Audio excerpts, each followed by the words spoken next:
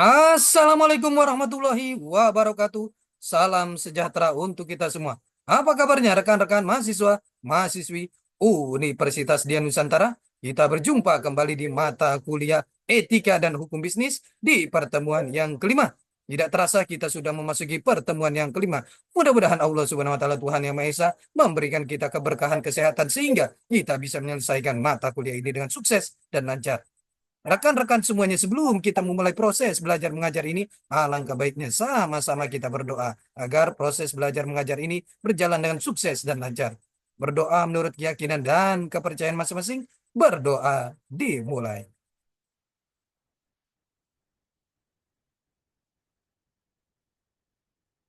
Selesai. Rekan-rekan semuanya, di pertemuan yang kelima ini, kita akan membahas materi mengenai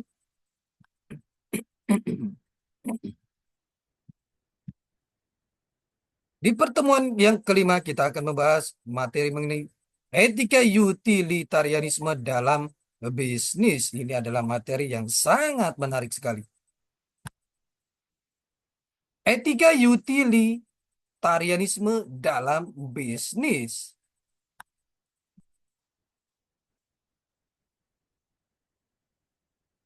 Utilitarianisme pertama kali dikembangkan oleh Jeremy Bentham 1748 sampai 1832.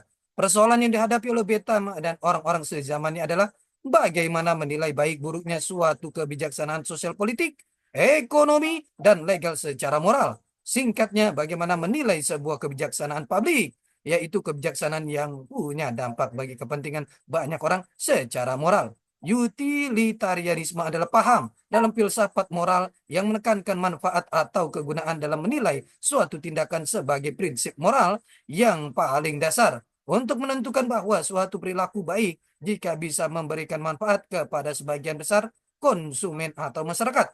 Dalam konsep ini dikenal juga deontologi, yang berasal dari kata Yunani deon, yang berarti kewajiban. Deontologi adalah teori etika yang menyatakan bahwa yang menjadi dasar baik buruknya suatu perbuatan adalah kewajiban seseorang untuk berbuat baik kepada sesama manusia, sebagaimana keinginan diri sendiri selalu berlaku baik pada diri sendiri. Kriteria dan prinsip etika utilitarianisme secara lebih konkret. Dalam kerangka etika utilitarianisme, kita dapat merumuskan tiga kriteria objektif yang dapat dijadikan dasar objektif sekaligus norma untuk menilai suatu kebijaksanaan atau tindakan. Manfaat yaitu bahwa kebijaksanaan atau tindakan itu mendatangkan manfaat atau kegunaan tertentu. Jadi kebijaksanaan atau tindakan yang baik adalah yang menghasilkan hal yang baik. Sebaliknya, kebijaksanaan atau tindakan yang tidak baik adalah yang mendatangkan kerugian tertentu.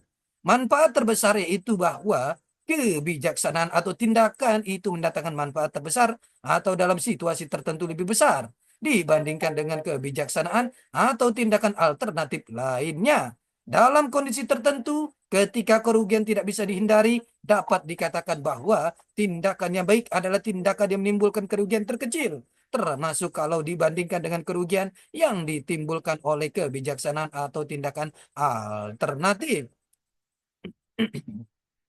Kriteria dan prinsip etika utilitarianisme, manfaat terbesar untuk siapa? Untuk saya atau kelompokku, atau juga untuk semua orang lain yang terkait, terpengaruh dan terkena kebijaksanaan atau tindakan yang akan saya ambil. Dalam menjawab pertanyaan ini, etika utilitarianisme lalu mengajukan kriteria ketiga berupa manfaat terbesar bagi sebanyak orang mungkin. Jadi suatu kebijaksanaan atau tindakan dinilai baik secara moral kalau tidak hanya mendatangkan manfaat terbesar, melainkan kalau mendatangkan manfaat terbesar bagi sebanyak mungkin orang. Sebaliknya, kalau ternyata suatu tindakan tidak bisa mengelak dari kerugian, maka kebijaksanaan atau tindakan itu dinilai baik kalau membawa kerugian yang sekecil mungkin bagi sedikit mungkin orang. Atas dasar ketiga kriteria tersebut, etika utilitarianisme mengajukan tiga pegangan sebagai berikut. Satu, suatu kebijaksanaan atau tindakan adalah baik dan tepat secara moral jika dan hanya jika kebijaksanaan atau tindakan itu mendatangkan manfaat atau keuntungan. Di antara berbagai kebijaksanaan dan tindakan yang sama baiknya, kebijaksanaan atau tindakan yang mempunyai manfaat terbesar adalah tindakan yang paling baik. Di antara kebijaksanaan atau tindakan yang sama-sama mendatangkan manfaat terbesar, kebijaksanaan atau tindakan yang mendatangkan manfaat terbesar bagi paling banyak orang adalah tindakan yang paling baik. Prinsip-prinsip aliran utilitarianisme menurut Jeremy Bentham 1748-1832 didasarkan kepada dua prinsip yaitu asosiasi association principle, kebahagiaan terbesar greatest happiness principle. Bagi Bentham, prinsip kebahagiaan terbesar secara singkat terjadi jika an action is right from an ethical point of view if and only if the sum total of utilities produced by the act is greater than the sum of total utilities produced by the other act. The agent could have performed it its less. Nilai positif etika utilitarianisme. Etika ini menggambarkan apa yang sesungguhnya dilakukan oleh orang yang rasional dalam mengambil keputusan dalam hidup ini. Khususnya keputusan moral, termasuk juga dalam bidang bisnis, yang merumuskan prosedur dan pertimbangan yang banyak digunakan dalam mengambil sebuah keputusan, khususnya yang menyangkut kepentingan banyak orang. Secara lebih khusus, daya tarik ini terutama didasarkan pada tiga nilai positif dari etika ini. Ketiganya berkaitan dengan kriteria dan prinsip yang telah disebutkan di atas.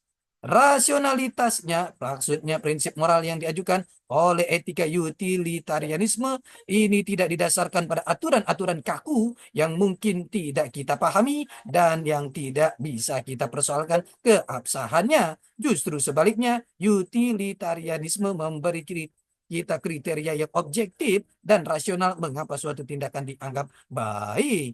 Utilitarianisme sangat menghargai kebebasan setiap pelaku moral.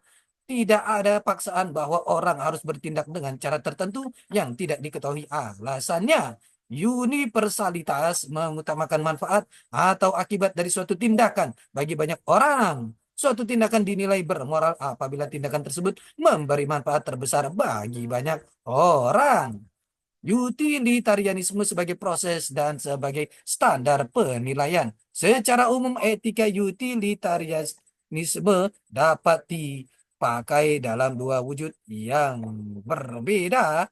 Etika utilitarianisme dipakai sebagai proses untuk mengambil sebuah keputusan kebijaksanaan ataupun untuk bertindak.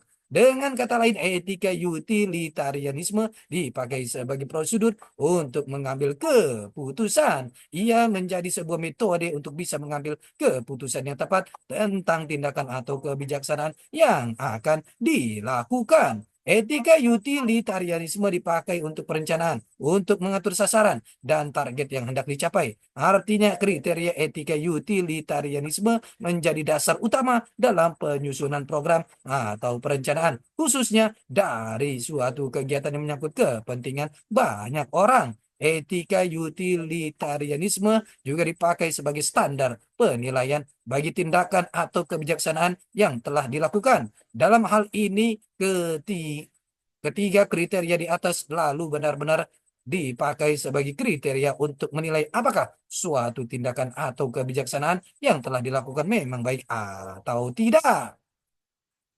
Analisis keuntungan dan kerugian. Sasaran pokok dalam analisis keuntungan dan kerugian adalah meningkatkan dan mempertahankan keuntungan perusahaan dan meminimalisasi kerugian sebisa mungkin. Ada beberapa hal penting yang perlu mendapat perhatian, terutama jika analisis keuntungan dan kerugian ini ditempatkan dalam kerangka etika bisnis. Keuntungan dan kerugian, cost and benefit. Yang dianalisis jangan semata-mata dipusatkan pada keuntungan dan kerugian bagi perusahaan. Kendati benar bahwa ini sasaran akhir, jadi dalam analisis ini perlu juga diperhatikan bagaimana dan sejauh mana suatu kebijaksanaan dan kegiatan bisnis suatu perusahaan membawa akibat yang menguntungkan dan merugikan bagi kreditor, konsumen, pemasok, penyalur, karyawan, masyarakat luas, dan seterusnya. Ini berarti etika utilitarianisme sangat sejalan dengan apa yang telah kita bahas sebagai pendekatan stakeholder. Analisis keuntungan dan kerugian. Analisis keuntungan dan kerugian ditempatkan dalam kerangka uang, satuan yang sangat mudah dikalkulasi dari segi etika dan demi kepentingan bisnis yang berhasil dan tahan lama. Kecenderungan ini tidak memadai. Yang juga perlu mendapat perhatian serius adalah bahwa keuntungan dan kerugian di sini tidak hanya menyangkut aspek finansial, melainkan juga aspek-aspek moral, hak dan kepentingan konsumen, hak karyawan, kepuasan konsumen, dan sebagainya. Jadi, dalam kerangka klasik etika utilitarianisme, manfaat harus ditafsirkan secara luas. Dalam kerangka kesejahteraan, kebahagiaan, keamanan sebanyak mungkin pihak terkait yang berkepentingan. Bagi bisnis yang baik, hal yang juga mendapat perhatian dalam analisis keuntungan dan kerugian adalah keuntungan dan kerugian dalam jangka panjang. Ini penting karena bisa saja dalam jangka pendek sebuah kebijaksanaan dan tindakan bisnis tertentu sangat menguntungkan, tetapi ternyata dalam jangka panjang merugikan atau paling kurang tidak memungkinkan perusahaan itu bertahan lama. Karena itu, benefit yang menjadi sasaran utama semua perusahaan adalah long term net benefit. Kelemahan etika utilitarianisme, manfaat merupakan sebuah konsep yang begitu luas sehingga dalam kenyataan praktis malah menimbulkan kesulitan yang tidak sedikit karena manfaat bagi manusia berbeda antara satu orang dengan orang yang lain. Apakah yang disebut manfaat itu ketentraman ataukah kemajuan ekonomis? Sebuah tindakan bisnis bisa sangat menguntungkan dan bermanfaat bagi sekelompok orang, tetapi bisa sangat merugikan bagi kelompok orang lain. Persoalan klasik yang lebih filosofis sifatnya adalah bahwa ketika etika utilitarianisme tidak pernah menganggap serius nilai suatu tindakan pada dirinya sendiri dan hanya memperhatikan nilai suatu tindakan sejauh berkaitan dengan akibatnya. Padahal sangat mungkin terjadi suatu tindakan pada dasarnya tidak baik, tetapi ternyata mendatangkan keuntungan atau manfaat. Etika utilitarianisme tidak pernah menganggap serius kemampuan atau motivasi baik seseorang. Akibatnya kendati seseorang punya motivasi yang baik dalam melakukan tindakan tertentu, tetapi ternyata membawa kerugian yang besar bagi banyak orang, tindakan itu tetap dinilai baik dan tidak etis. Variabel yang dinilai tidak semuanya bisa dikuantifikasi karena itu sulit selain mengukur dan membandingkan keuntungan dan kerugian hanya berdasarkan variabel yang ada. Rekan-rekan semuanya, ini adalah pertemuan kita yang kelima. Kita akan berjumpa di pertemuan-pertemuan selanjutnya. Tetap semangat belajar untuk mencapai kesuksesan. Salam sehat selalu. Assalamualaikum warahmatullahi wabarakatuh.